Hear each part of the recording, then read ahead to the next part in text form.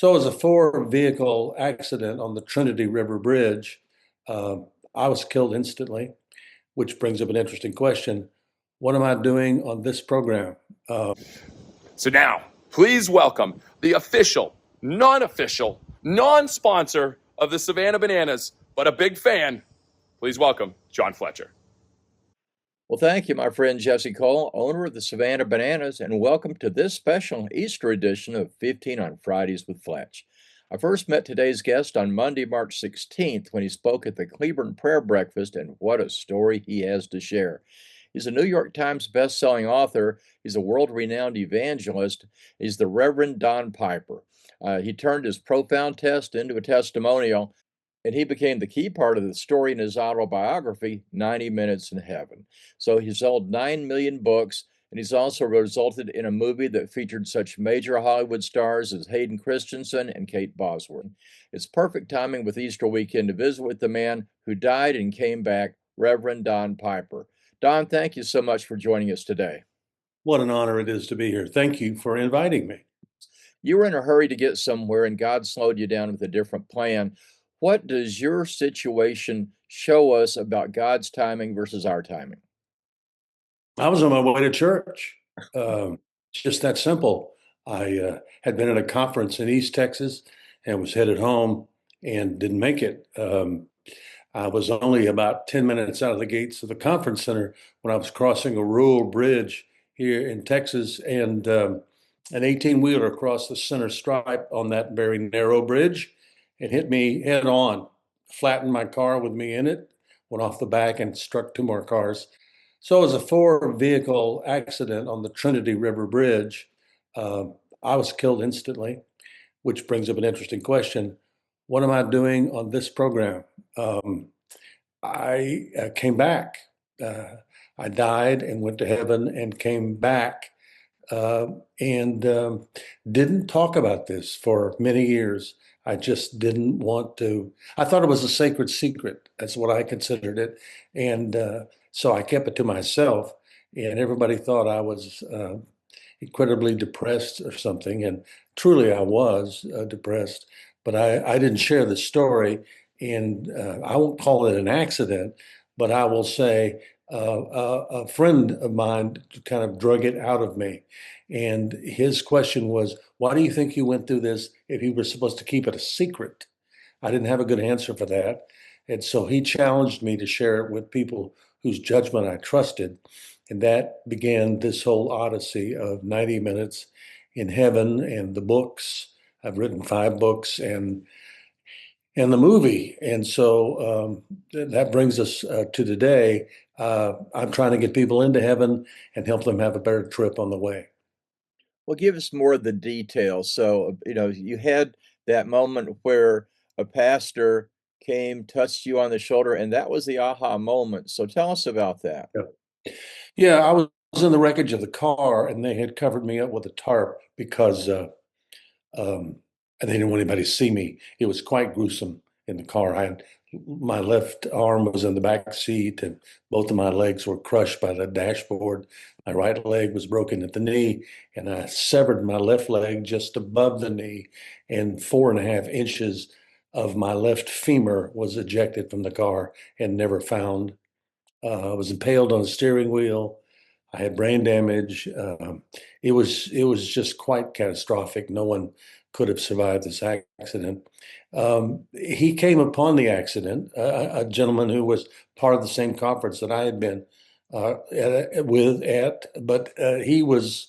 I did not meet him. I did not know him, but he felt God say to him as he walked up on the bridge among all the carnage, "Pray for the man in the red car." That would have been me. And they told him that I was dead. There was no one to pray for. Everyone else was okay, incidentally, miraculously. And so he got permission to get in the car. He came in from the back because the front was so demolished and put his hand on my right shoulder, the only thing I didn't break in the accident, and began to pray for me because he was being obedient. And that's really what God is interested in, is obedience always. And we don't have to understand it, but we do have to do it if it's from God. And so he prayed for me an hour and a half. while they're waiting for the coroner to show up to do the paperwork so the body could be removed from the scene and taken to a morgue. And so he's praying. And by this time, a lot of other people are praying. They don't know I'm a fatality. They just know I've been in a bad wreck back at my church, and they had called other churches. So thousands of people are praying for me. Only one knows that I'm a fatality. He's in the car with me. And after 90 minutes, he's singing the old hymn, What a Friend We Have in Jesus. And suddenly, without any warning, I start singing the song with him, which caused him to get out of the car very quickly and go over to the EMTs who are packed and leaving. Um, the man that ran in the red car is dead. He's alive. He's alive now, and they didn't believe him.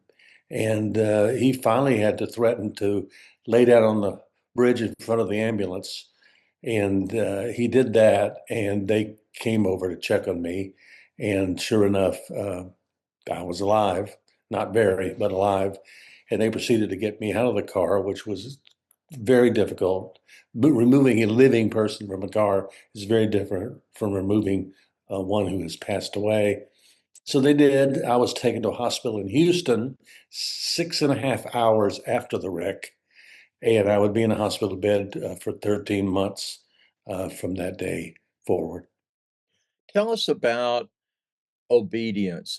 There's times that we feel that God's asking us to do something, but we go, that doesn't make any sense. Tell us about in your own life, not only for that blessing, but also beyond that. Well, that's an excellent question. That is God's will for us. Is for us to listen and obey. The old hymn says, "Trust and obey, for there's no other way." And we don't have to understand it. I mean, frankly, if we only did things we understood, we probably wouldn't do very much. I mean, on your car, you'll come to a stoplight or a stop sign, and it means stop. We will pick our foot off the accelerator and put it on the brakes. And we may not understand anything about hydraulic brakes. It's not necessary, but it is necessary to be obedient when we come to a stop sign. So we do things every day, all day long, that we don't understand why we're doing it. We understand the results, but we don't understand how it works. And that's what God expects of us. We don't have, He is a mysterious God, among other things. We don't understand or have to understand why He tells us to do this, why He tells us to walk forward when the pastor is extending an altar call or an invitation to come to Jesus. We don't have to understand that, but we need to do it because it's from God. And if we do it, it'll be the right thing. I mean, if it's from God, it's always the right thing. And it may not seem to make much sense now, but in the long run, it'll make perfect sense because it's from God. So here's the odd question you may not have had before. After your experience, I'm going to bet that your altar calls during revivals probably draw a little bit more response than they might have beforehand. Would that be a safe presumption? It can be. I have been in situations where we were in very large meetings, and as many as 1,000 people came forward.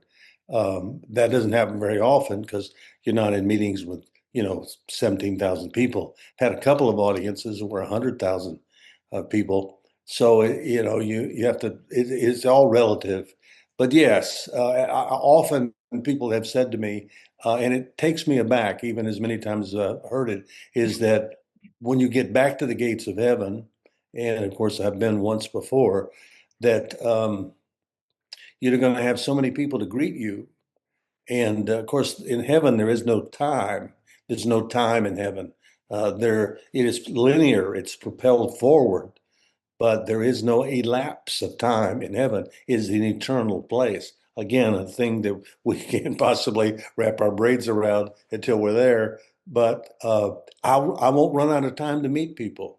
Maybe people who came forward, maybe people that I spoke to at a book signing table who gave their heart to Jesus. So there'll be plenty of time to meet all those people. And I'm not out of gas yet. I'm still about my father's business, and I'm still trying to get them in because it's urgent. It is urgent. We don't know when we're going to take our last breath here on earth, and we will take our next breath somewhere else. So we have to have heaven's a prepared place for prepared people. We're trying to get them in. Well, and I appreciate, and you've gone through pain, not only those 13 months in the hospital, but you've just gone through some kidney stones. And we I talked about I that. did. Yeah, last week, uh, it had to have I love it when medical people use technical terms. He said he smashed them. I thought it's probably one of those very fancy words for it, and there is. I can't pronounce it, but yeah, he got rid of them, and in a procedure in which I was, put to sleep, and they did it. So that I didn't have any. I've never had any problems with that. I don't know. I don't even know how I came to have them, but they were quite large. And so, yes, I'm still, that was surgery number 43 for me. Wow. So what was it like to see your life story becoming a Hollywood movie with major stars? And were you on the scene to help direct or to help coach? I was um, probably there for 70% of the shooting of the movie. All of five of us, all five of my family members were there at one time or another, not at the same time, but at different times on the set. And so they were the producers were very sincere about having us there to make sure that what they were filming was as accurate as possible in making a 2-hour movie out of an event that took many years. It was bizarre. It is very strange to watch people be you and say your words and act scenes in which you very well remember exactly what was going on, and they're doing it right on the screen. And so it's like nothing else I've ever experienced before. And of course, movies extend the story around the world. I've gotten emails from people in Paraguay and Thailand and places like that who have seen the movie and are telling us about how much it meant to them. Um, I'm in the movie for a closing scene, which was interesting. They filmed it in a church that was filled with probably 700, 800 people, except there wasn't another soul in the church when we filmed the scene. They were all computer created. So when I'm speaking, if you watch the movie now, you know that those people were not really there. They were computer generated. So there's all kinds of things you learn when you're filming a movie, and we don't watch it. It's just too powerful and too painful for us to see, but we believe it's a good tool in the tool chest to try to communicate the story. Well, you're a pastor, but tell us about what your lesson gives us as lay people about having our own personal ministry. I think we're here to help everyone else get there. Um, Heaven is the most real thing I've ever experienced, and it's ultimately the destination that we were where we want to be. And there's only one way to get there. Jesus is the way. He said so in those very words in John chapter 14. I am the way. So the people who greeted me at the gates of heaven were all people who helped me get to heaven. They brought me a Bible. They took me to church when nobody else would. They told me about Jesus, and they lived a Christian life in front of me, so I knew what one was. So when I got to heaven, I was greeted by those people who helped me get there at the gates. What does that say about why we're here? I think we're here to help everyone else get there. If we know the way, we ought to be sharing the way. And if we love people here, we certainly want to love them there eternally. And so we have a lot of work to do, taking people to church, telling them about Jesus. Easter is about that. It's about the resurrection, and we'll be resurrected someday if we have life in Christ. Hell is just as real was heaven, but we don't have to go there. Jesus has provided a way for us to be with him forever because he conquered death, and we can too. Well, Don, as we're here on recording this on Easter weekend, thank you so much for joining us. And you're the perfect person to be able to share a message about the risen Jesus. So we thank you for sharing your ministry. The book's called 90 Minutes in Heaven, and the sequel, The People I Met at the Gates of Heaven, Who's Going to Be There Because of You? I think that that's a wonderful question. So thank Mm. you again, Don, for joining us for 15 on Fridays with Fletch. We will have you back again soon. Honored to be here. I'll see you at the gate.